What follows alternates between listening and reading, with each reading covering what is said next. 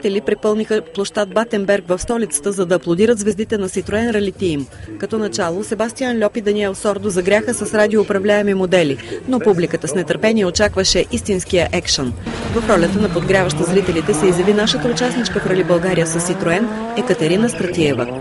Тя не се възползва от специално построената рампа с дължина 10 метра, но скоковете на последвалите я по паветата Даниел Сордо и Себастиан Льоп хвърлиха публиката в транс. Едва ли запалянковци са се забавлявали някога толкова на футболен матч, но днес на площада не останаха безучастни.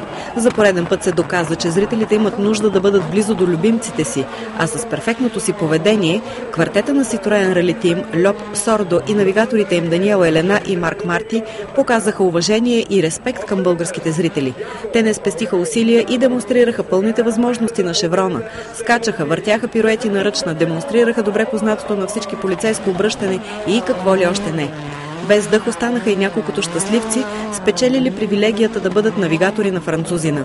Със сигурност за днешното шоу на площада ще се говори още дълго, а усилията на организаторите няма да са напразни, тъй като продажбата на билети за трите състезателни дни на Рали България тръгна